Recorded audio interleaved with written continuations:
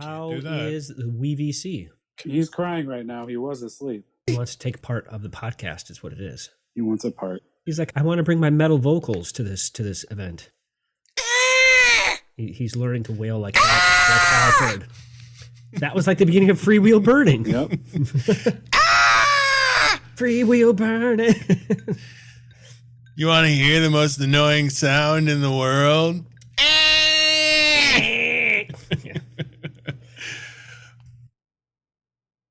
Welcome back to the Jack of the Shadows podcast, episode 28.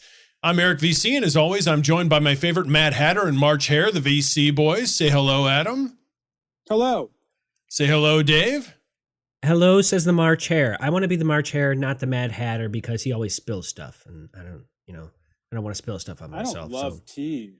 I like Mom's spice tea. That's about the only tea that I like.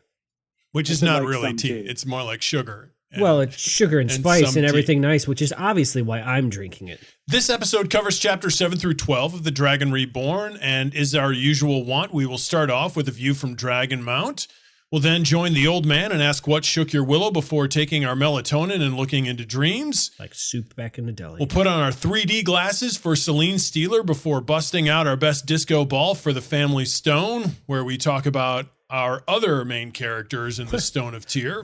What do 3D glasses have to do with Selene Steeler? Yeah, what do 3D glasses have to do with movies? Who knows? Ask the 70s. It'll then be time that was spicy. I don't get that. Stay under control while we get Randy before wrapping up with our Coplin of the week and who leveled up. I still need to take a bath now. So let's launch into our view from Dragonmount.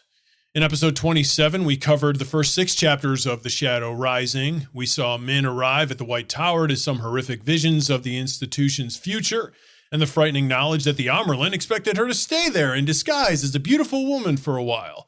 I mean, murder by pirates is good. Perrin, Matt, and Rand were attacked by inanimate objects, and the accepted interrogated Joya and Amika, the 2 captured Black Aja. During that interrogation, 2 plots of evil were told to them, one involving a device to turn Rand to the dark in Tanchico, and the other was to set up Mazarim Tame as an imposter dragon reborn and have him wreak havoc on Westland. They are set trying to figure out which of those 2 is true. So this episode begins with Chapter 7, while Egwene and Elaine try to teach Rand to channel under other pretenses. Egwene leaves at the end of the chapter, and in Chapter 8, Elaine tells Rand that she is more than fond of him. But I like you. While Rand professes something similar. Rand then goes on... Slightly similar. Rand then goes on to tell the Tyrant High Lords that they are to lower taxes on farmers, while simultaneously trying to make sense out of his meeting with Egwene in his head. Matt asks Egwene for some help with the holes in his memory, and Egwene tells him about the Ungrill that answers questions. A pox on the phony king of England. In Chapter 9, Matt worries over whether or not to use the Terra Ungrill Egwene has told him about, while Perrin seeks an adventure that will draw Fael away from the danger he thinks he presents to her. Elaine is off canoodling in corners of the stone with Rand before Lanfear reveals herself to him and tries to get him to join her. Their meeting is interrupted by a Grey Man attack, and then in Chapter 10, Rand leaves the room to discover that the Stone of Tyr is under a Trolloc attack. The Emmons Fielders run about defending the stone, and Lanfear appears again to Rand and tells him he should make sure Kalendor is safe.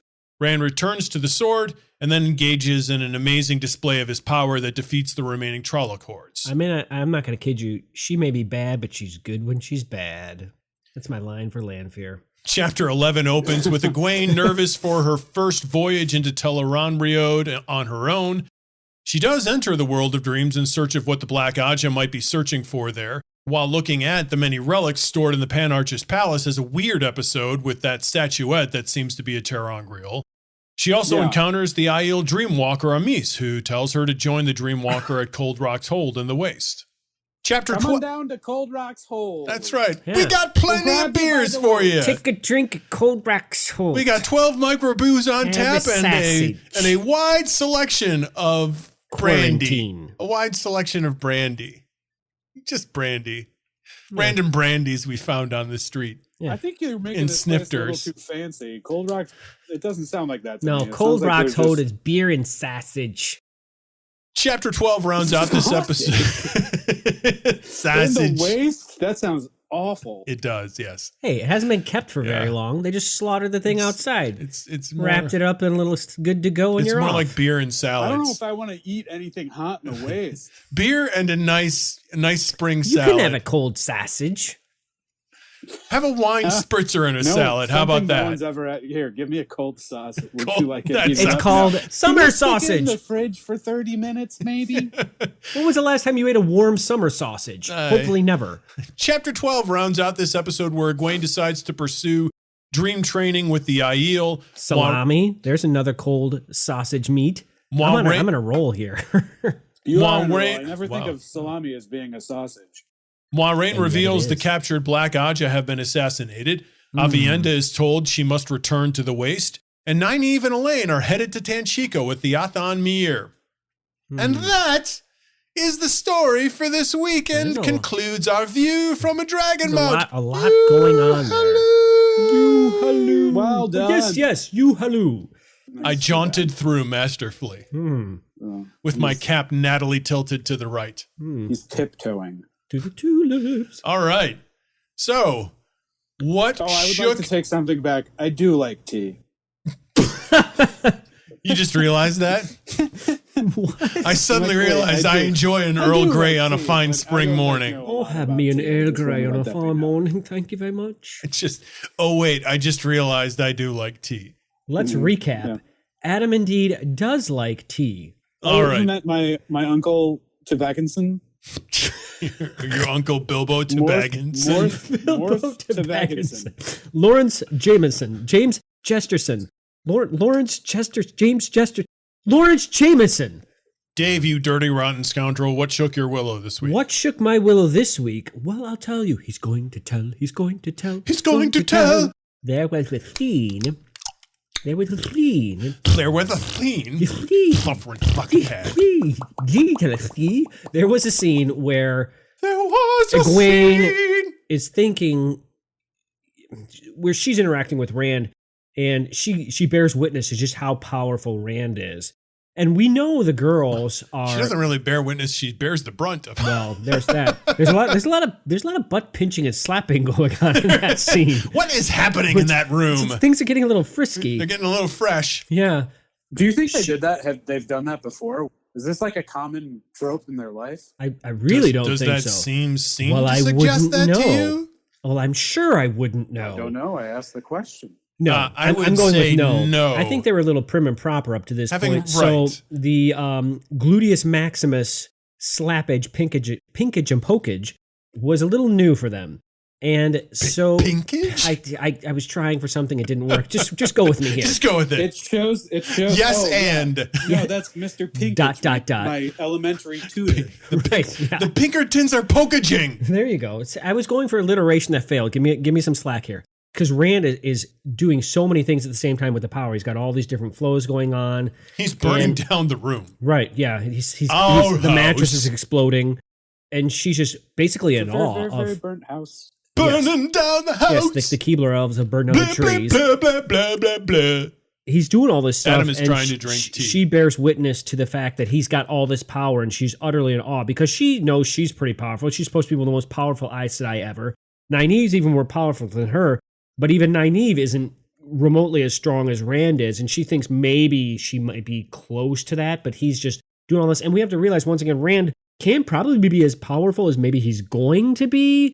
He certainly doesn't know probably not. what to do with what he's got. Right. He doesn't know definitely what not. to do with what he's got. No, so I mean, That's a disco lyric if I ever heard it. He's at this power level now, but I thought that was just kind of a cool Met moment. this boy. Hey, He doesn't just know what to doesn't do know with what what to he's do with what got. is- I don't know what that is, but that sounded weird. So yeah, so that was my moment. It was just kind of a cool thing. This whole expose on Rand's power, if you will. So it was cool to see that, just that difference. She was thinking, oh, I've got this. I can handle this boy. No problem. You're wrong. So he's thrashing the bed and lighting things on fire and melting sconces and He's doing all and sorts of stuff. mantelpieces. Yeah. Gold. And right, made of gold. There's and, gold and in iron them and there silver hills. and stuff. And she's like trying to think about whether or not she can shield him. And then all of that's done, and she goes, "Oh my gosh! Like I couldn't do it. I got nothing." Yeah. Yeah.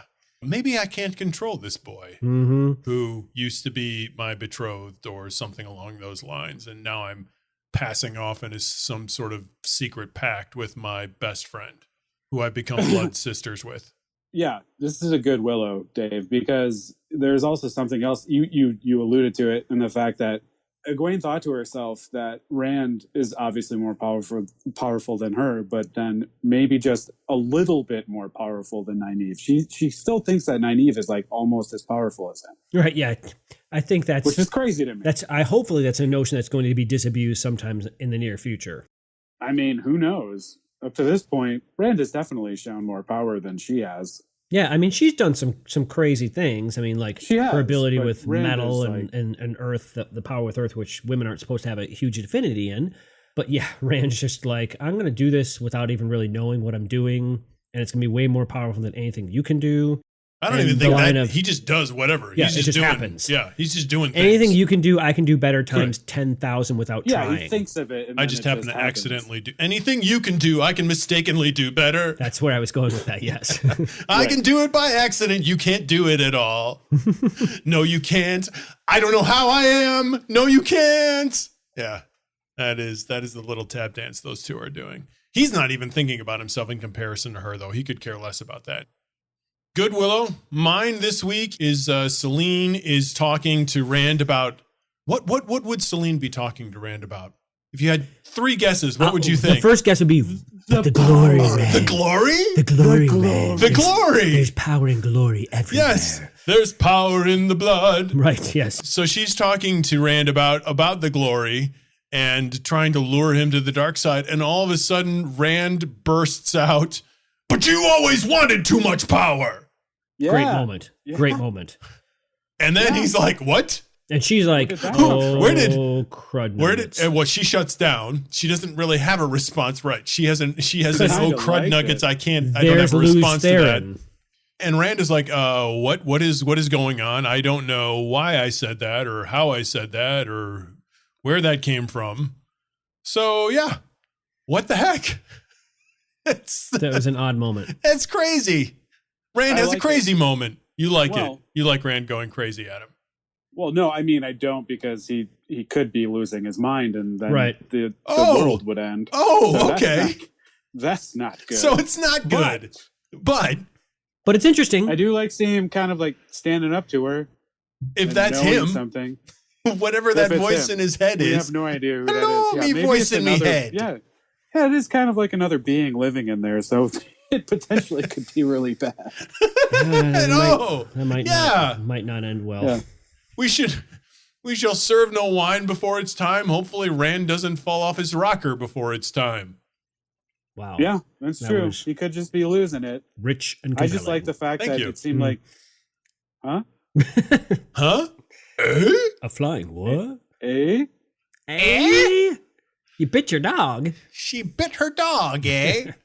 It's concerning to me, but it was nice to see whatever that piece of Rand that was Think of that that. had that moment of Whatever that assertiveness. was. That was my Willow for the week. What you got, Adam? Show me what you got, pretty lady. Bring it. Oh, I don't my even gosh. know what to say about I wish you would have never known that song, so I didn't have to hear you sing it. That was not. Please save us from that moment. So when Rand is talking to all of the High Lords, somewhat little gets brought up, but he tells them that they have to go to Braylon tomorrow midday. They're going to have to offer him the treaty. But then there's mention that Rand still doesn't know what a dragon is. Well, nobody does, right? Well, I know. And that not only does he not know what a dragon is, he says not even Aes Sedai know what the figure is on this banner that he's running around with. I think he realizes something That is important named there. the Dragon Banner. Mm-hmm. No one knows. No one knows what this is, but he's called the Dragon. They know this, Very though. strange to me. A dragon lives forever, but not so little boys. Oh, brother. Oh wow. Yeah. That's Welcome to obscure 3 degrees removed. it's not even that obscure, but that's just sad. Obscura in absentia. That is a sad song. It's true. Now I feel like I have to sing, that song. Right, it's in your head now. In a high voice that sounds like this.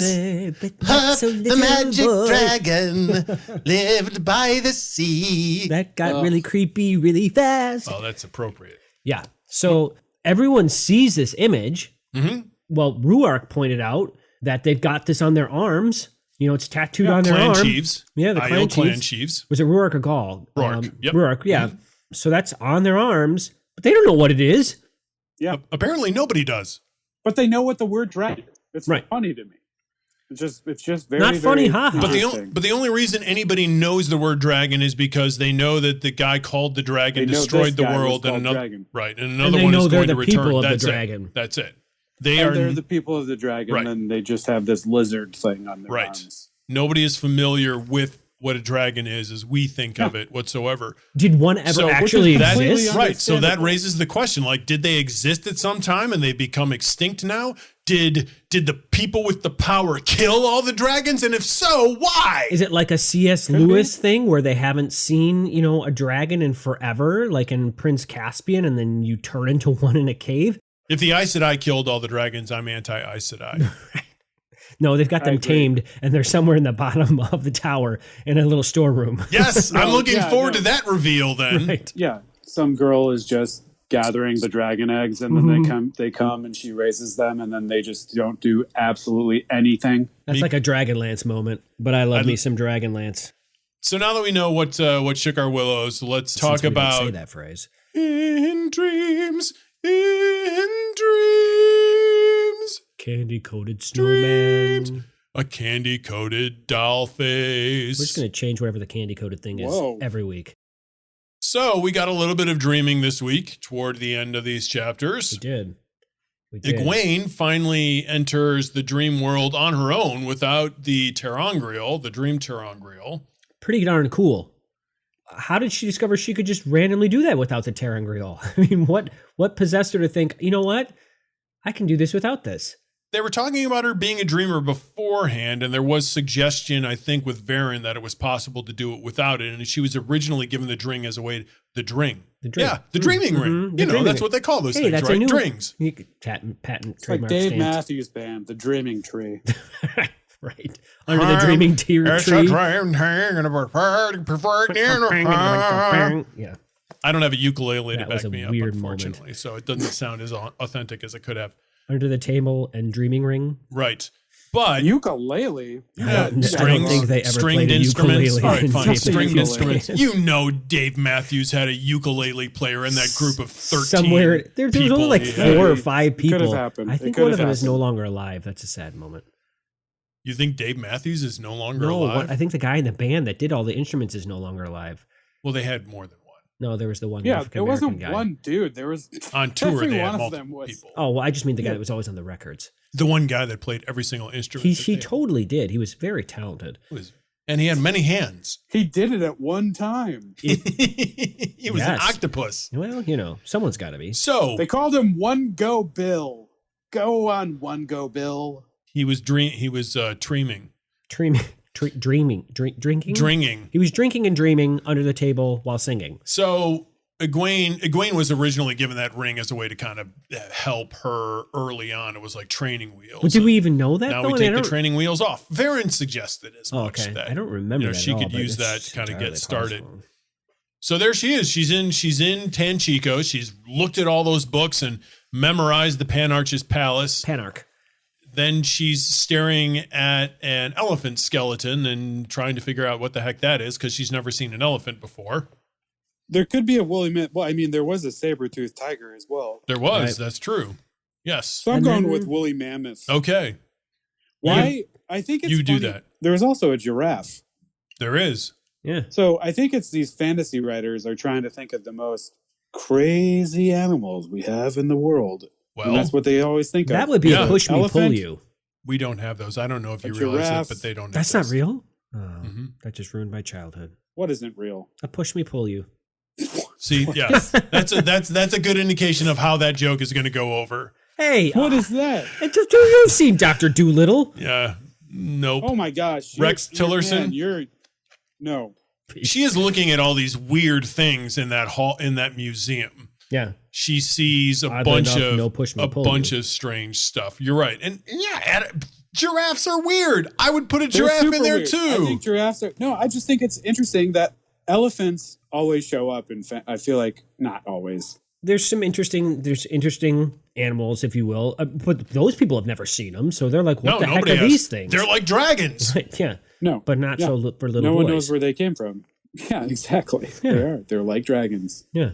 Man, she has a trouble controlling herself in this dream. She keeps bouncing back between Tanchico and the waist because every time she thinks about the Aiel, she ends up in the waist. Well, yes. and I was thinking about that. I finally realized what that was, but Right. I don't know if we're going to get to that Yeah, now. yeah, absolutely. Well, yeah, she wishes. That's what it is. That's why she ends up in the waste. She wishes that she had a way to learn about her dreams. And where does she end up? With a dream walker. She's thinking about, no, it's She actually said not she that she's literally- wishing. She's thinking about the Aiel and the Dreamwalkers. But she literally says, I wish that I had a way, and then boom, there's where she is. So she's thinking and wishing and Right, kablooey. yes. And being transported, right, to what she wants in the same Right. way that she was initially transported to what she wanted when she wished her way into the Stone of Tyr in the first place. Right, yeah. So it's not a Well, it's not- coincidence. yeah, yeah. That she finds herself by a dreamwalker. Now, when she initially discovers this woman, she doesn't know that at all. So in going to Tanchico, why is she going there? Well, she's going there, remember, because they originally think that there is a Terangriel or something there that the Dark Friends are planning to So use notice to she keeps- control Rand. She keeps going back there, but she's not finding what she needs. But she keeps. Well, she has going, no idea what she needs. Well, yes, exactly. She's going That's there. my point. She's She going keeps there going to because the same spot. Well, but she's going there because that's the only map that she has. It's the only place that she has totally fleshed out. So she dreams herself there in the first place because she has this map that seems detailed enough. Because remember, in order to find someplace in the world of dreams, she has to have an exact idea of it. It's detailed enough, and she's using the detail from the map. Well, she sure found some things in there that she doesn't know what to do with. There's tons of stuff in there. And she's bouncing back and forth, and then finally she starts to fly. You can fly, you can fly, you can fly, you can fly. Yeah, she flies around, and also she just is I talking wanna about, fly. I can run in this world, and I never get tired. But then she's also flying around, which is pretty sweet, and then realizes, oh wait, this is stupid.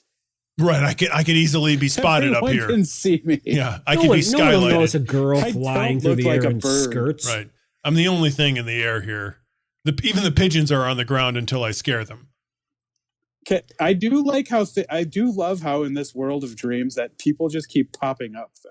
I love What? that. Like falling from the Right. sky. And I love like the Falling from clothing the sky. duel she has with Amis in the waist. How they're changing Oh, each other's sure. clothes. That's great. It is a weird duel. That seems very You're specific. naked. No, you're Yeah. naked. Right, yeah. No, you're wearing weird clothing that you didn't In think the you could wear. blistering heat. Now I'm Yeah. changing your clothes because you shouldn't be wearing those clothes because you didn't earn them. Right, yeah. I didn't even know I had to earn them. I didn't even know what those things are. Yeah, I don't know there's a significance to those clothes. Yeah. As a reader, I didn't know, and she certainly doesn't know. No, she thinks they're cool and Yeah. BA. They blend into the background. They are bland. Yeah, well, They yeah, blandly true. blend They into the blandly background. blend. Yes, you beat me to that, you jerk. Yeah, but this is a weird world because other people are just randomly There's popping Adam's into it. alliteration. Weird And- world. Yeah, the one Ooh, guy just barely baby, evades it's a death, weird like we world. all do when Weird. we fall in our dreams. Mm-hmm. Yeah. Yeah. And then she sees the other guy marching about the palace as he's just been promoted to the captain of the Panarch's guards. I'm the king. I'm I'm the whiz. I'm I'm the the whiz. whiz. Yeah. He's calling for someone. He's talking to his wife. He's talking to his I know. wife. He is. He's like, did you hear? Right. Yeah. Did you? They did it. I did it. I did it. I'm the whiz. He would be walking around like the Wiz. Yeah, He would be. He's strutting He'd be walking around with his little scepter. he'd be doing the proud cartoon walk. Yeah. Oh, you know it. I do. That Oh, I brings me do back- know it. That brings me back to We're all Los Angeles. visualizing Los it right now. Angeles. Egwene is thinking back to a lot of the dreams that she's had in nights leading up to this one, and she has a ton of dreams. More dream stuff. She has dreams with Rand in them. Rand as tall as a mountain, walking through cities, crushing buildings under his feet with screaming people like ants fleeing from him. Well, he is tall. That's no good. And he's conquering cities. So he's done that. So he's doing stuff that is sort of, impacting this world. Rand in chains. That can't be good. Well, that would kind of fit into the idea No one wants that the Black Aja are trying to figure out a way to capture him. Or is it the Aes Sedai keeping him on a leash? Yeah, there you go. There's another interpretation of that dream that could be valid, which we all know I am not a fan of. Remember, because the Accepted are trying to figure out like which of the two stories that they're being told by the Black Aja are true. Or the Black Friends. Is it the story about the device that can control him, or is it the Mazarim Taim story? Which of those two is true? This might lend more credence to the revival, the Terangrial, or the device theory. Then there's Rand building a wall with him on one side and Egwene on the other, and her and Elaine and the others are indistinct to her. Interesting. So she's seeing some sort of separation between them and Rand at some point down the road, and him saying it has to be done as he piles up stones. I'll not let you stop me now. Rand has a clear vision of what he wants to do as opposed to what anyone else wants to do. And he's going to reveal that to them tomorrow. In other words, our next podcast. and tomorrow. Yeah. Tomorrow till Frog and Toad. Tomorrow. We start the day. Then she dreams of Aiel fighting each other and killing each other, even throwing away their weapons and running as if they had gone mad. So far, no real good dreams she's having. She's like on a nightmare streak. Matt wrestling with a Shan-Chan woman who had tied an invisible leash to him. Another not good dream. Ugh. We don't like those Shan-Chan. No. Yeah, they're no good. No, that can't be good. Dirty, stinky, smelly Shan-Chan. Perrin fighting a man whose face kept changing. Uh-oh. That's not good either. No. Can she have a happy dream? None of these. No, she can't. She has no happy. The future of this world is obviously not happy. It is bleak. That's the reason why this book is called The Shadow Rising. The shadow is risen. Rising? As Eric said. The shadow rides. Rised? The shadow rides out? Yeah. Yeah. Riders on the shadow. Right, exactly. And then Galad is wrapping himself in white as though putting on his own shroud, and Gawain with his eyes full of pain and hatred. Pain and misery. Yep. Give me pain, but you know who this sounds like? Me pleasure. What does it sound like? Min seeing things, but she sees Brim and Firestone. Nothing good. Yeah. These are not dreams. It's not a good look. Not a happy ending to this book we're headed into. It doesn't seem like it. This is not pure escapist theater. I'm hoping this is out some ways in the future, not immediate. So she's able to get herself into these dreams on her own, which is really cool. And now she is off to see the Aiel and learn a little bit more. Has it been established how she falls asleep so fast? She's really tired, Adam. She was tired. She's exhausted. She's had a long day. Remember, they've been working hard, interrogating the Black Aja all day long. Elaine's been canoodling. Right. Yeah. And no one wants to be around that. She's been smooching. In corners? He was smooching. Mo with a gimpy leg. They got a lot going on in addition to this, so it's exhausting. And she was ready to nod off. Like a minute. Well, Hey, sometimes I can do that. She can put herself into a trance. That's impressive. That is our in dreams. Rand thinks he was dreaming when Selene revealed herself as Lanfear to him, but he was not. Oh, Rand. Let's do a little Selene stealer here and talk about Lanfear. Apparently, Selene wins an Academy Award. Big moves by her revealing herself to with Rand. Her 70s unafraid 3D vision. Yeah, more like 50s and 60s than 70s. I was a little bit off on the decade. Yeah, bold move. by Selene here saying, I'm not simply the gorgeous woman Selene. I'm actually one of the Forsaken. Everyone knows who this woman is, except for Rand. He's the last to know. He should have been the first to know. Part of him apparently, part of him knows her from mold. He knows her from mold? Well, hopefully not mold. He's seen her face in mold?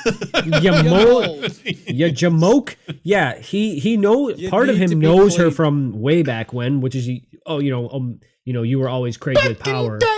Back in time. So I find this is a very interesting moment where she reveals herself. Normally, she appears to him when there's no one around, nothing happening, no chance of like people seeing them together that might know. Yeah. She comes in right before all hell breaks loose. Now, as we learn, that isn't really part of what she's got going on, apparently. Are we sure about that? Maybe. It's kind of convenient that she shows up. It is kind of convenient, but then there's also a lot of other weirdness that goes on. There's a lot of chaos. Yes, that backs up that she isn't necessarily part of that. I am the Lord of Chaos. To me, that was just interesting that how she chose to appear and chose to appear as she normally does. Well, no, until she appears as an older, more beautiful woman. Except for the time, yeah. Then she shows her real appearance. She appears as a younger woman. No, well, initially, yes, a 300-year-old that looks like she's 30. Right. Or the fact that Lanfear's like 3,000 years old. Yeah. Right. But doesn't look a day past 30. At the point of 300, what's the difference of a couple more thousand years? What's a millennia here and there? So she reveals something else that's really interesting in that conversation. She talks about... She does many other things. First of all, she looks at his face and he says, "You have been marked." Yeah. Right, yes. And then she's got X-ray vision. Actually, no. What you don't realize is he's got Elaine's lipstick all over his face. You've been smooching. Is there lipstick, do you think? Yeah. They wear makeup. Yeah, for sure. That's stupid. I don't know that he necessarily They just basically squeeze berry juice on their lips. Makeup he's got the stink of another woman on him is what it is. No, he's got lipstick all over his face, or at least on his collar, and she sees it. Yeah. I don't think that's what happened. She tries to make it sound magical. That's not what happens. I'm pretty sure that's exactly what happens. What I'm honestly going with is the fact that she spies on him everywhere. I like Eric's version that I hadn't thought about. He just got lipstick all over his face, and he doesn't notice. It's a smear of rouge. No one else notices either. Right. The maidens of the spear, the people that guard his door. No one's like, well, dude, they see. They just don't say anything. But she's like, oh, you've been marked. I'm going to go back with the fact that she is a Forsaken. She's incredibly powerful. She has supernatural abilities, and she can sense stuff, as opposed to, I don't know, totally agree lipstick with you. On the face. Boring. I totally agree with you. That's the boring part. I think yours as opposed to the completely obvious. 2 votes to 1, you're fired. Yeah. But anyhow, after that, she says, "You were mine, and you will be mine." Such a great line. Yeah. She's so confident. Why shouldn't she be? She is confident. I like this woman a lot. That's what I was saying. She's really relying on Rand turning into somebody else, though. I really shouldn't like her, but I really do. She keeps waiting for this Luz Theron dude to show up. Yeah, in Rand's body. I have a feeling she's not going to do well with that one. Well, yeah, because he says, "I'll destroy you. I'll destroy you," and every last Forsaken. Well, there's that too. She's like, "Meh." She's like, "No, just wait until you turn into somebody else. Whenever that happens." Yeah. It's gonna somewhere down the pike. It's gonna happen. That's like as likely as me finding toilet paper. That's not gonna happen. The other thing that Lanfear reveals is that there are 2 other Sangreal that are greater than Kalendor. They were made just before the end. One that he can use and one that she can. Yep. Right. The power is above imagining. And with those... Think of the glory, Rand. The 2 of them could defeat... the Great Lord? Shaitan or the Creator. Yeah. Or even the Creator. In other words, she's suggesting that they could become gods with them. Yeah. Why wouldn't he just do it? Because she's evil. It's all about... I mean, she what is evil at that point? You're the one good looking, but... You're the one that's making the decisions. Right, exactly. You can recodify good and evil. Yeah. Good is everything I say, and evil is everything I don't like. So, but anyway, she's suggesting that there are these other things out there that are crazy powerful. So let's keep an eye out for those. So she disappears. They might be significant. Then she reappears. She sort of disappears. I mean, a gray man attacks. Rand's kind of looking around at things as he's pinned up against the wall, and it's like, oh, there you are. Oh, there you are. Oh, there's this guy with the dagger. Explanation though that it is talking about everything that he sees, and then it talks about a man with a dagger, which is it's placed in there so perfectly. Right. The man with the dagger is a subclause in the sentence. It's so good because it's just like you would see something. You're looking around the room and knew what it was. It's like you look at a bookcase and you don't pay any attention to the bookcase, but it's there. Right. I love that. But the bookcase happens to be a man with a dagger coming at you. Right. Well, if my bookcase had a dagger, I might do a double take, and he does as well. Fortunately for Lanfear, your bookcase would have a dagger, and us probably. Our bookcase has Dostoevsky. I use pewter daggers as bookends on my bookcase. Yes. Yeah. Heavy, giant pewter daggers. It smells delicious. That's an utter lie. Well, we do not have those. I smelted them. That's why. You have Rand's ability to do that? So there's crazy other stuff in this world that has yet to be discovered that is more powerful than this incredible thing that Rand has used to destroy all of the Trollocs in the stone. She also says prophecy is no more than a sign of what people hope for. Yeah, that was really that goes back to what we were talking about last week. Well, that's a very sophist way of thinking about prophecy. She's trying to get into a sophisticated conversation with him here. And I don't even know if it's that so much as she just believes it. It's convenient for her to believe it because if you believe that, then you could just say, you don't need to follow the prophecy. But I don't think she believes it because it's convenient. I think she just believes it because she believes it. Well, anytime somebody believes something, opinionated. Anytime somebody believes something that's convenient for their argument, you have to at least consider that as a reason why they're saying what they're saying. I suppose. True. Otherwise, you just easily allowed yourself to be swayed by an argument which may or may not hold water. Rand's not of that capacity to do that with her. I think Rand is a little bit of a. He's doing better now. Yeah, he questions things that are. He's presented talking from to another him. person's perspective so far. I don't know that he's doing anything. He inherently doesn't trust her anyway. He does not, because she does not have the glory. That moment where Rand and Lanfear are battling each other up against the wall. They've got each other tied up against the wall. That was such an awesome moment to me, where she's quickly cutting his flows of what he's doing, but they both got each other pinned up against the wall. It was a great power struggle between the two, but it also showed us once again for his power, and that was my Willow moment. For as powerful as Rand is, Lanfear batted him down like a fly. Well, she severed him from the power, first of all, which is not something that I would have thought up until that moment that a woman could do to a man. Right. So she does that. Yeah. She's kind of just letting him do his thing until she doesn't need to see the strands. She can basically just predict what he was going to do. Right. She guesses where they're going to be and then puts something there. So that's all the 3,000 years of experience she has against Rand's base power. And that's why, Moraine comments, later about how dangerous Lanfear is. She specifically says that Rand cannot beat her right now. And she demonstrates that. She's incredibly... She's really dangerous. The only reason why she hasn't thwarted this entire plot she's in love with to him. begin with is because she's in love with Lews Therin. Is because she has a thing for him. She's super dangerous. She's like Dad and would just show up wherever I was when I ran away from home and find you. Right. Yes. He just shows up. He'd just be there. But that is Lanfear. That is a great moment because they're both plastered against the wall, staring at each other. And meanwhile, all heck is breaking loose in the tower. There's all sorts of battles going on. Yeah. We don't know really how that sort of begins or at what point it's at by the time Rand goes, careening into the antechamber. But eventually she's just kind of like, okay, boy, enough is enough. Well, she just lets him go, right? Yeah. Because she is so comfortable with her abilities versus his at this point. Yeah. That she's fine freeing him, knowing that she can slam some sort of wall around him, I guess, at any time. Yeah, it to me that's really scary. And then she reappears to him and he's like, "Hey, are you doing this?" And she says, "No, I'm not doing this. I'm here to help you and you're lucky I'm here." Yeah. And you better go back and protect that song reel that's sitting in your room that you by the just way, left. You forgot about the most powerful thing in this whole building. Yeah.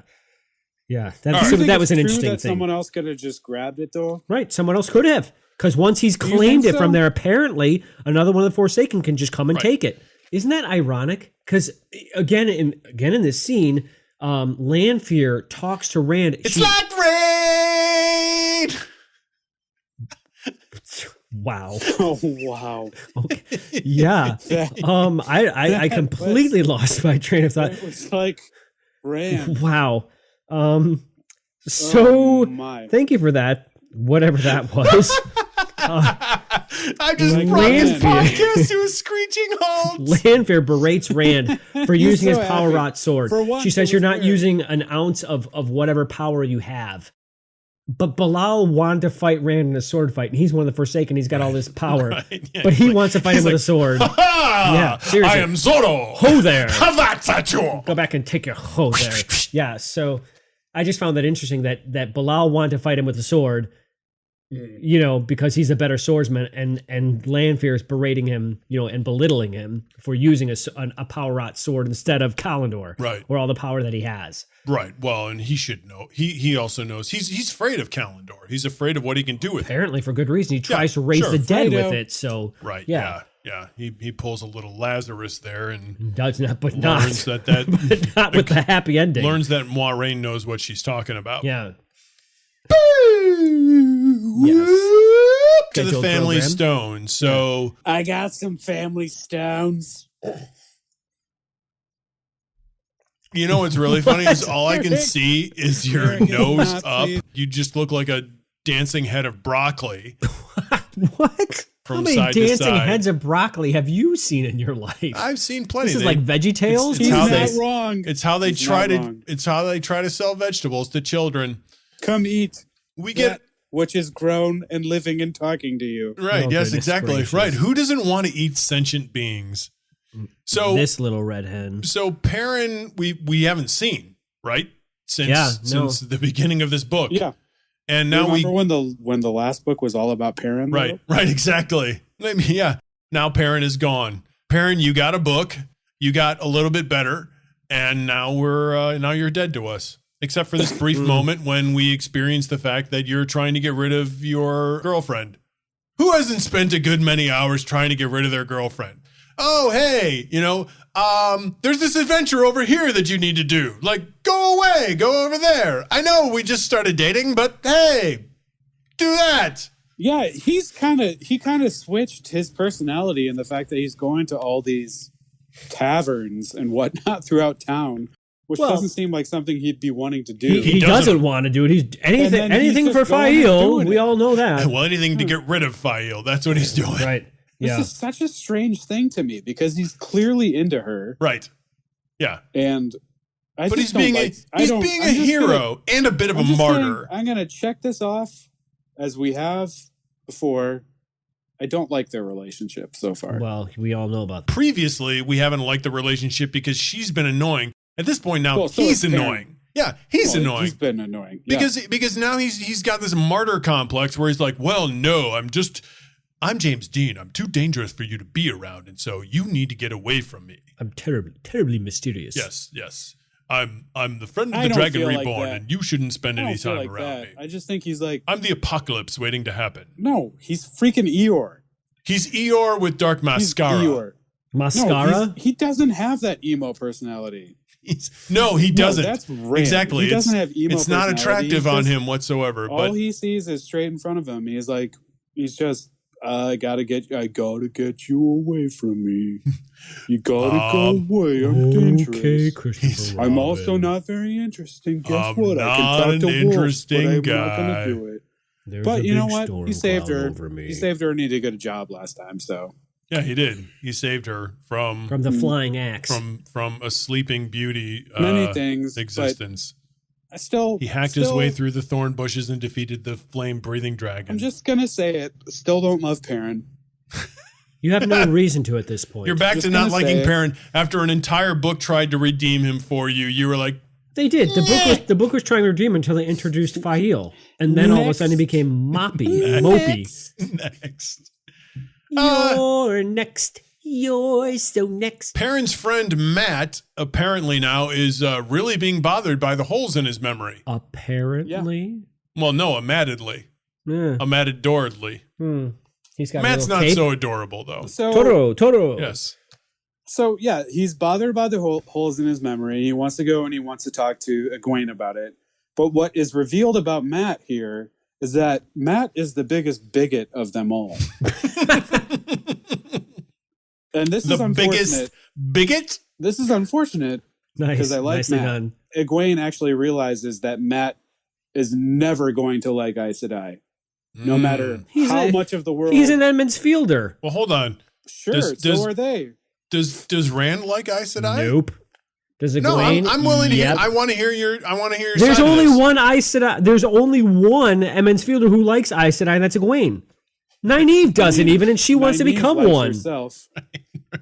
It's specifically pointed out in the fact that it's between her and Matt that they're talking about this. That any mention of Aes Sedai, he's saying, "I don't want to deal with. I don't want to deal with Moraine.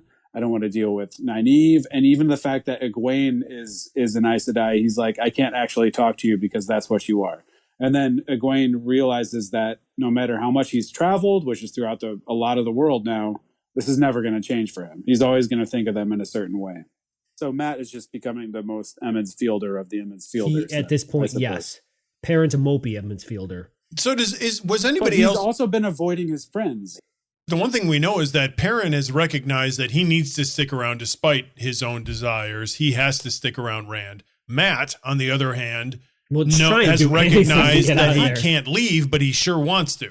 But I he think has all those kind of holes has in his memory. recognized whatever those are, as we discussed last week. It's kicked up a notch now. Well, it's obviously kicked up a notch. He's talking to Egwene about it.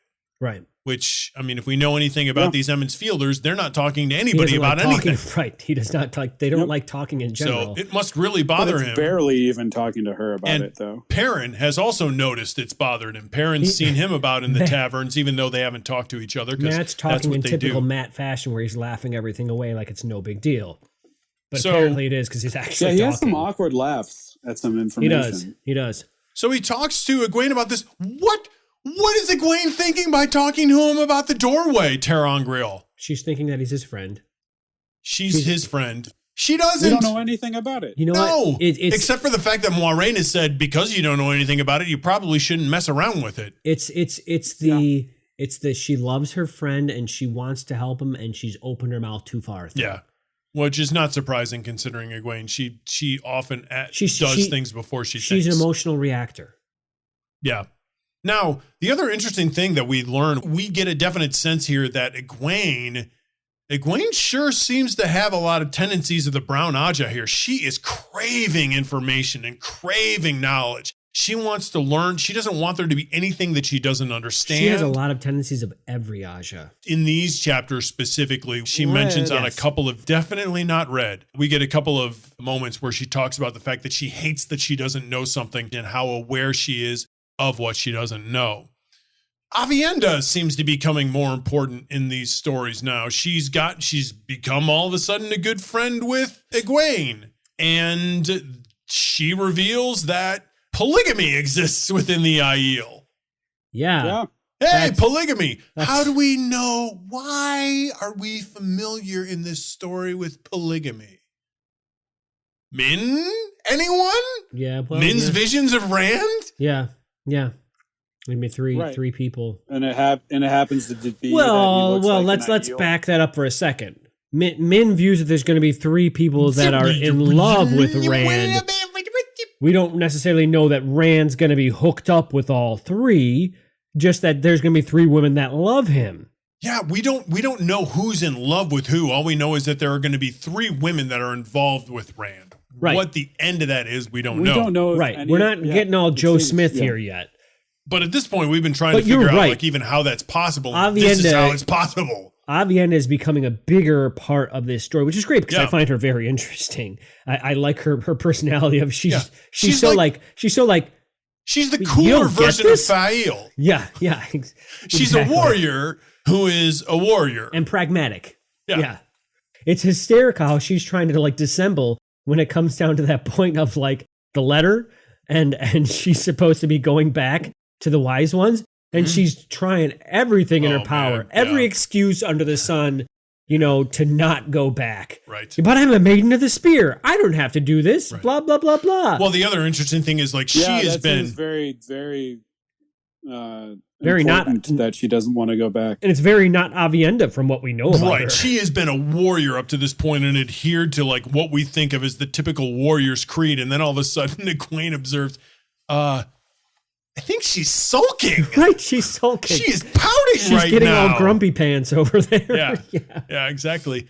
In a second, she's going to start sucking her thumb. Seriously, stamping her foot down, Yeah. throwing a tantrum. Yeah. That is a weird moment for her for sure, and she definitely feels out of sorts. The other thing that I find really interesting is Nynaeve lectures Avienda on the dangers of Tel'aran'rhiod. Like traveling in Tel'aran'rhiod, and Nynaeve is trying to tell her how dangerous it is, and how none of them should just go wandering willy-nilly into the dream world. As if, once again, she wouldn't be doing that herself. Anytime The hypocrisy is really deep. anytime she cautions anyone, I just want to smack her. Yeah. She should not be cautioning anyone from behaving rashly, because she is rash behavior personified. All of them are. Her, Egwene, and Elaine. They all just They're do all what they peas in want. the same pod. They are They're actors. sugar snap peas. I mean, they act, which is admirable, but they don't think very often before they act. See, they know how to take the reservation, but they don't know how to hold the reservation. Exactly. All right, so let's wrap up our conversations about our characters with a little get Randy here. We start to develop Rand's character a little bit more. He knows he's the Dragon Reborn at this point. I'll still buy that when he makes the pronunciation that he is that. You're still waiting for him to run around with the flag wrapped around himself. When he the starts banner. saying, I'm the whiz, Right. I'm the whiz, Right. then I'll believe it. I think he does a pretty fantastic job here once he leaves his room. It's and amazing. he starts establishing himself as a leader of men. It is amazing and what showing- happens here. There's such cool moments in the battle for the stone. Just so many cool moments that go on here, because I can see it. I can see it all happening in front of me. Like, he's got these different parties coming in with Rand while they're going, and one party veers off, to take on these people down this hallway, and Rand keeps going, and more people join him, and it's like this ebb and flow of different people coming in contrast and contact throughout this battle.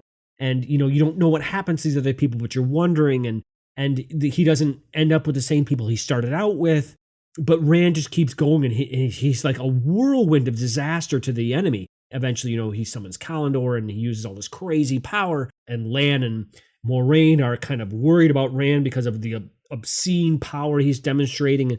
Just so many really awesome moments to me in this whole section. He also almost dies and gets his butt saved Because he by slips in another like the Trolloc. blood or something. Yeah. No, he gets overtaken. Right. That's what it is. Yeah.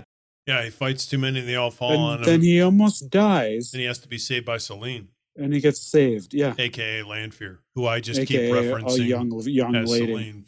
Let's rewind things a little bit prior to the battle, though, because we learn a little bit about some other things from him. And one of the things that I found really, really interesting, Egwene and Elaine walk into his room with this sort of plan that they have on a way to pass off his affections. But one of the things that happens is they realize he's really, really exhausted. So Egwene tries to heal him. And when she does, she lays hands on him and realizes how awful that wound is. Yeah. Yeah. That is a pretty big. It is moment. a cesspool of filth. It is. It's like a black hole. And then, I kind of like that she realizes that, because it's a smack in her face of, oh wait, you think you know a lot, but I'm beyond Moraine my knows ken. more than you. Yeah. I'm outside of I'm in deeper waters than I can handle. The other thing that I find really interesting is there's a discussion about how that wound happens and that wound itself. And that wound has been with him now, and it seems like it's something that is not going to go away. It is, and that's a wound from a Forsaken. This is something that we haven't discussed up to this point. But that wound, to me, is incredibly Christ-like. There is a lot of Christian symmetry here with this wound, because if you think about it, he was in the battle. He essentially decided to sacrifice himself in order to get Baal-Zemaun close enough so that he could strike. So he sheathed the sword inside himself, which means that he allows himself to die in order to win the battle. Kind of die. And, well, right. He thinks he's going to. He thinks he's going to, and then he sort of dies. He comes back. He's quote-unquote mortally wounded. But he still has that wound with him, which is like the... stigmata. He has a mark at the end that doesn't go away. He has these stigmata here, which this is going to stay with him for the rest of this. So he has been this sacrificial lamb, and now he has this mark with himself, which has stayed up to this point for the story, and doesn't seem like something that he can heal. More than one mark. Right. But so he's bearing the weight of this world constantly. Like he has so much on his shoulders. It's something that it continues to be there with him, and it's almost like he's bearing the sins of the world there. And there is a reference to that in that wound. I can see it that way, because he's marked and he's beaten with the sins and of the they can't get rid of it. Right. And it keeps popping open and bleeding, like it's with his activity. Bleeding. It's like Mother Earth and how we treat her. Rand actually remarks about how there's a conversation between he and Egwene about how he chooses and how he uses the power. And he says, it's really strange. Sometimes I do a thing and I do it, but only afterward do I know what I did, which is what we know how Egwene learns. And then he says, it's almost like remembering something I've forgotten, which is not something Egwene mentions at all. Yeah. Elaine seems to be the one that actually feels like she understands what the connection is between the two powers. She says that it's like the budding that they experience. He has to put everything into the flame itself. They get there a different way, but they both go into some form of trance in order to use the power. The trance is the motion. Trance is the motion. Elaine is saying that she sees a recognition in it, but it seems completely opposite, because first of all, Rand has the void, and then these girls have this flower or this tulip or this bud that they have to. It's just different ways of viewing the same thing. I know, but does that have a name to it? Well, it does. It's called the oneness. Remember, Selene references it as the oneness. Well, that's how Selene views it. That's how Selene views it. Well, no, it's she says it, and when Jordan spells it out, it's with a capital O, so it is a definite thing. I get that, but that's a woman's view of what the man goes through. We will have to see if men refer to it as that, as the Forsaken male refers to it as that. That's a fair point. I was actually going to use that as a point of indicating that when I say trance, they both do go into a trance. They get there in a different way. And I think that to your point, Adam, there are differences in those trances. One seems to be far more destructive. One seems to be like a wrestling match, creating life. And the other one is a trance of giving over. So one is a trance of subjecting oneself to something, and the other is a trance of subjecting that thing to yourself. So it's a trance of control versus giving up control. But I feel like they are still trances, that they do put themselves into a trance. They're obviously trances. The trance is emotion. And that is. But you keep trying to convince me of that, and I don't believe it. Adam was laughing I believe it. At my static explosion. Throw me a line. Throw me a line. So really that would be Selene's argument of the oneness, which she suggests for Rand, and when she does it, she does it in such a way that she suggests that it's something that both male and female engage in. So I think that is an indication that it is a trance, but they are still qualitatively different. Sure. The other interesting thing is Rand is changing. So it's like watts and voltage. There you go. Yes, sure. Elaine actually leaves the room, and she looks back at Rand, and Rand is surrounded by the High Lords, and he is this country boy who has become something more, and she recognizes him. Yeah. She recognizes. Can we clap for Rand? Seriously, this whole 6 chapters is just. there's so many neat little moments. And that is a neat little moment when she looks back and she's seeing a king. Yeah, there's something qualitatively, and I'll use that word again there's something qualitatively within Rand that she recognizes that even though he has the clothing, the wool clothing of somebody from the farms on the outskirts of Andor, he still has a self-possession which elevates him above these high lords. I think of this, the Lord of the Rings movies, but I think this is a great visual representation of what we're talking about. So there's the moment when they're talking about Thorin, and there's the scene where Balin is talking about Thorin and how he became Thorin Oakenshield. And he's away from everybody, and all the dwarves are discussing it. You're talking about the Hobbit movies. But it's a great visual representation of how they all look back at Thorin after this description of him, and they see him in a different light. And that's kind of that, I think, my representation of Elaine looking back and seeing Rand, but now she looks back and she sees him as something more. We see him. We see it, but she is also. Mm-hmm. She's also looking back and seeing him as something greater than what she's known. I think that's kind of an akin moment to that. He has grown in these first 12 chapters of this book. We are witnessing the fact that not only has he grown in the power, but he's also grown in his knowledge of the world. He's grown politically. He's become Tom Maryland. Well, he's very informed by Tom. He's Maryland. very fortunate with who he's got to advise him. Elaine's been giving him all these nuggets of wisdom, and she's a queen to be. Tom Maryland, the court bard, who was in the same court as Elaine and has all this worldly knowledge.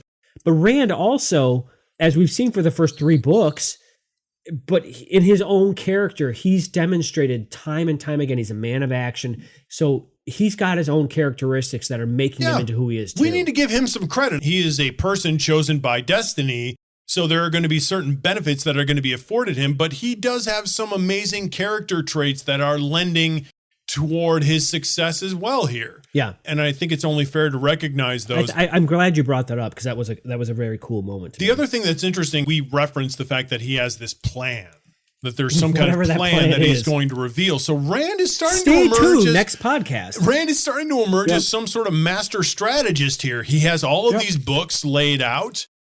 He has the treasure of the Stone of Tyr, the travels in the waste, the dealings with the territory of Mayene. And it's said that the keys lay in those and the various translations of the Carethan cycle, if he could only find them and fit them into proper locks. So we've got the Stone of Tyr, the Waste, Mayene, and the Prophecies of the Dragon. Can we figure out anything that those have in common? Because that's what his plan is based on. It's based on these things, what he is going to reveal on the morrow. So I think Treasures of the Stone of Tyr, from what we've discussed before, those are going to be Terangriel and Sangreal and that apparently sort of one that's a doorway to some weird place that gives answers. Has been brought up. Mm-hmm. So, which has to do with Mayene. Good point, Adam. Which has to do with Mayene. Maybe that has something to do with it. I mean, I don't know. Maybe Rand is going to get some questions answered. Okay, that's interesting. That's I would imagine it has something to do with down below. Interesting. Down below in the depths. Okay. And he's going to go get some knowledge. I like it. Yeah, rich and compelling. The other thing is to kind of wrap up the Rand section here. After everything's said and done, Rand pulls this incredible feat and runs lightning through the entire Stone of Tyr. And defeats all of the remaining Trollocs. Moiraine walks up to Rand and says, I would not have believed, and she can't even finish it. She can't control him. She can't even comprehend what he can do. He doesn't even know what he's doing. Well, and he's demonstrating a power that no one has seen. That she hasn't even thought of. Ever seen. It's almost it's the stuff of legend. He's demonstrating the power of the Age of Legends. Well, even legend is something you've read and therefore have some ability to anticipate. Well, not even legend. I'm talking the Age of Legends. Yes. Specific. He's just demonstrating stuff from 3,000 years ago. Yeah, he is doing things that she can't even comprehend. He's a man. So how can she hope to control him and guide him if she can't even understand what he can do? I think she's kind of a little concerned about that. And she should be. So He should sad be about too. it because that's He the should be first time concerned about seeing all his power. Moraine lose Well, control. he needs to be concerned about all this power that he has because, like you said, the Lazarus moment, he goes over the line. He takes it way too far and try. Oh yeah. He says, "I can do anything," and he tries to raise a dead girl. Yep. And that Yeah. does not go well. Yeah. We can understand That's why sad. he did that. Can we? Yeah, absolutely, because he cares. To He Lazarus. does it. It's the same sort of He mistake. cares, but at the same time, it's the reason she's- why we have ethical issues for physicians, because at some point in the future, we are going to have to grapple with the idea of raising people back from Going medical death. Now we're going down a rabbit hole, but, Well, but- he also is not choosing. He is not listening to someone who knows. No, but he's doing it from He's a in- good place. Once again, intentions can be great, Yeah. but It's a mistake, and he learns it. I mean, he learns that he doesn't bring her back to life. All he does is animate her. She's Yeah. not alive. Yeah. he's animating a corpse. Yep. Yeah. So I can't think of a good transition here. So who was So your we'll give up the Coplin ghost. for the week, Adam? It is a grouping. It is a group as the High Lazy. Lords. Okay. Oh, okay, all okay. right. I'll grant you that. I'll grant you that. You only get to Thank choose you. one of them, though. So who is it? Do you know their I can't even names? Think of their names. I think of you one. poophead. just go Torian. You got a Torian. Oh, There you go. man, Adam. Hey, good call. There's Names. only don't two name that get names. constantly I don't name referenced. names. It's Torian and Well, no. That got mentioned Sunama. when they were. It's Torian and You Sunama son of a High Lord. that we constantly Well, see anyhow, in these these people couple are of really chapters. about his ideas of going and Yeah, they're in control. They're They're the hegemony. jerks. they They're don't want to give up. jerks. They don't want. They're the oligarchy. Yeah. don't wanna know, give They're up the their Olive power. Garden. yeah. I wish they were the Olive Garden. I'd go Tasty take their breadsticks. breadsticks. Yeah, you'd Oh, go. so good. I'll eat your breadstick. You're Oh. calling them your Coplins of the week, And and you're yet gonna you have it would with go their, eat at with their their restaurant, Zuppa huh? Toscana. I mean, it's like going to McDonald's. It sounds to me like you Really. think they'd be spitting in your food. I'm not so sure you'd want to go eat there. Hey, if you're spitting in my breadstick and Adam's And bread giving you that dressing. dipping sauce to go along with it, No, you're He doesn't fine. need the dipping sauce. He uses that with You're all his- right with a little saliva on your breadstick? anyhow, Say I no don't more. like A nudge Say is no as more, good as a nudge wink is to as a good blind as man. Blind man, say no more. Yeah, it seems like they just want to have things stay how they have them, so they can have their Imagine women that. they molest and get away with it, And their Blah, blah, blah, taxes blah, and blah, and their levies on Yeah. the farmers. and their money and Taxes! Taxes! Taxes! PJ, put that on my luggage. My Coplin of the week is Selene, aka Landfear. Lay off my brother Rand, okay? He knows what he's doing. He doesn't need your help. He doesn't want to be a dark friend. I don't think he knows He what he's doesn't. doing. He at doesn't all. need to join you and whisper in Thakandar through some secret peephole in a volcano to breathe in the wonderful fumes that are Shayatan.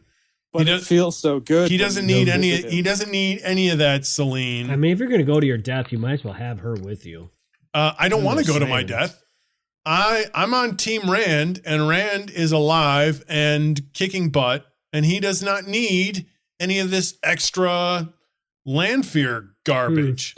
Who's more annoying though, Landfear or Nynaeve? Oh, there's no question. Nynaeve. It's just, yeah, that's As hands- much as I hands hate down. to say it, the evil woman is not as annoying, not even close as annoying Close. I'd as be Nynaeve. like, okay, It's I'm not going even with you. It's not even in the same ballpark. I don't agree with your principles, but I'm going with you.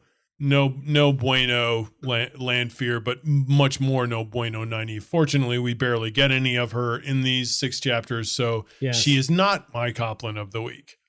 Yeah. So, Dave, who you got for this week? It's really strange, but my Coplin is Avienda. Really? Yeah, just, Not Fail. well, she wasn't really in it. I like what I'm hearing from Avienda, but her whole sulkiness and her whole sucking her thumb and stomping her foot down and Oh, she does Was- that? Yeah, she actually. was really irritating to me. It's just kind of like, but I don't want to be a pirate. I mean, it was just kind of a very annoying moment when, like, apparently they want her to be more and she doesn't want to be more. No. It's a Perrin moment. Why? She doesn't see it as more. She sees being a warrior as more than being a. I don't care. Whatever it is She's they want her apparently to be. wrong. It's a Perrin moment. It is a little bit of a parent moment. I don't know what to think about these women, though, that are commanding her around and she has to obey them. They're the other Aes Sedai.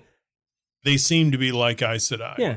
I don't know that I'm all that cool with Aes Sedai. Well, we know I am. I'm Team Aes Sedai. Right, so- yeah. I'm Team Moraine. I'm not necessarily. Well, yes, Team I'm Aes gonna Sedai. agree with you, Adam. Yes. Well, there's a difference there. There is. Moiraine There's isn't even difference. always Team Aes No, Sedai. she is not. She is not. Agreed. So then why are you aligning yourself with these I Aiel amend women? my statement. I don't know. I don't know. I like this Emiss chick. I might be- I'm kind of. I like what she's about. I might find myself more on Avienda's team than this I other would agree grouping. with that. I am more on Avienda's I team. like Amiss.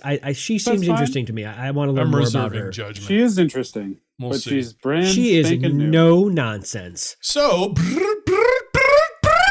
who leveled up? Bong, bong, bong, bong. Hmm. Who leveled up for you, Adam? Well, I mean, Wah-uh. Wah-uh. Wah-uh.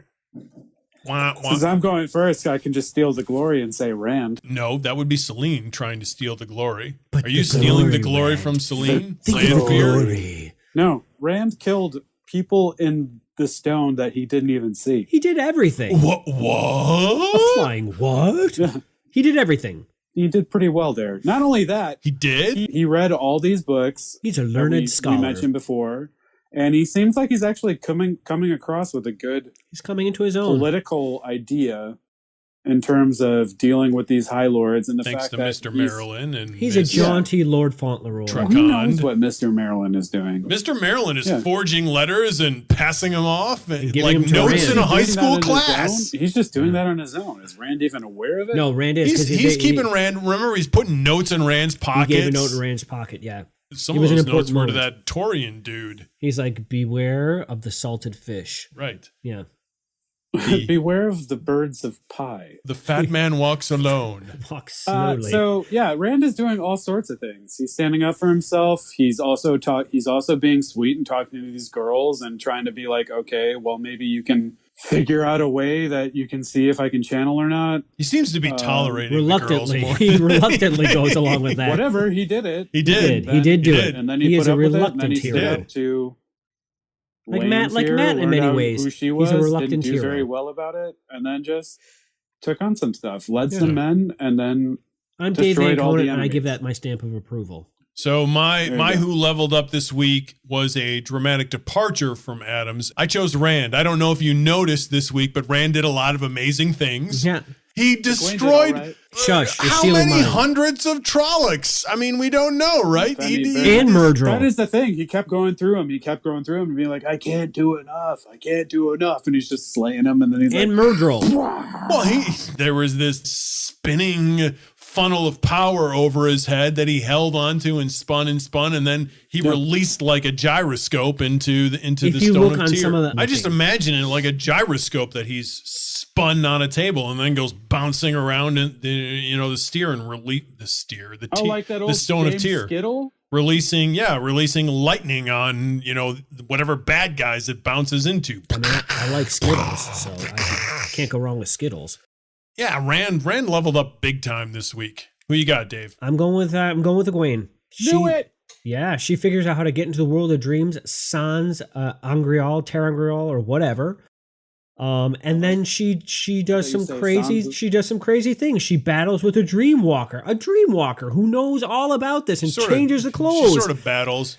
I mean, she battles the That was clothing. more of The like a Dreamwalker moment of who mostly wore it stalks better or and who finds didn't it. wear it at all. I mean, well, yeah. I mean, sometimes if you don't wear it at all, you wear it better. I don't know. That's all a matter of opinion. And she does some cool stuff. She's flying through the air with the grace of ease. She's doing this stuff with the Dreamwalkers. I thought she did very well. Egwene definitely gets a mention here. I mean, No, she Egwene, absolutely. I'm glad you picked her. she does something that other women who have entered this world have only been able to do with a Terangreal. She does it totally on her own. That's a huge leap for the Aes Sedai. That's an incredible achievement on her part. She definitely levels up this week.